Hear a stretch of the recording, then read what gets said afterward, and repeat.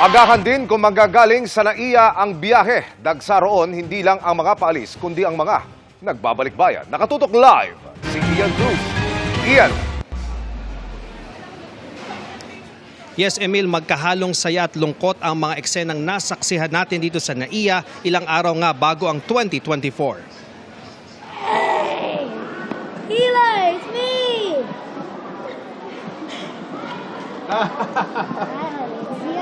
Nasurpresa ang 6 na taong gulang na si Eli nang yakapin siya ng pinsang si Ivo.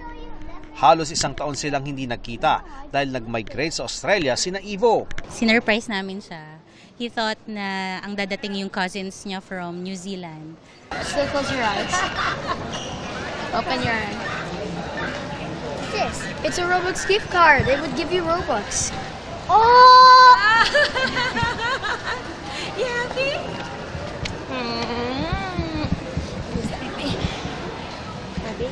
Sunod-sunod ang mga ganitong tagpo ng pananabik sa NAIA Terminal 3. Tulad ng Swiss na si Sebastian na na-miss ang pinay-fiancé niyang si Jennifer Munoz nitong Pasko. Kaya babawi raw sila sa salubong sa 2024. Sobrang saya ko kasi matagal na rin kami. Tsaka may alitan din kami pero nagkakasundo din naman. To meet my girlfriend. Okay. I like this country. Sa departure area, sinulit ng ilan ang mga huling sandali bago sila magkawalay.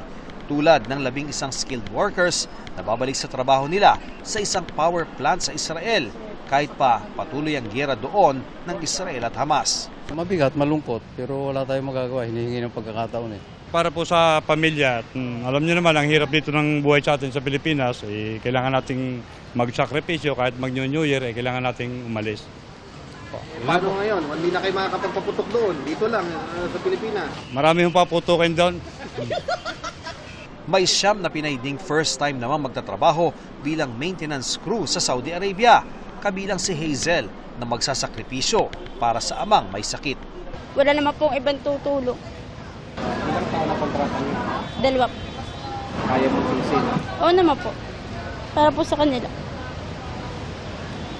At si Shaira na misyong pag-aralin ang kapatid. Wala naman pong hindi kayang tiisin basta para sa pamilya. Pero marami ring aalis muna para lang magbakasyon tulad ni Maria Reyes Sikitin at 15 niyang kaanak na magbabagong taon sa Hong Kong. Walang kami ng murang ticket and accommodation kasi malayo pa lang binook na namin eh. Tapos 16 pa kayo, ang saya niyan. Yes, ang saya-saya talaga. Ayon sa Manila International Airport Authority o MIAA, halos 4 na milyon na ang pasaherong dumaan sa Ninoy Aquino International Airport mula December 1 hanggang kahapon, mahigit 14% na mas mataas kumpara noong 2022.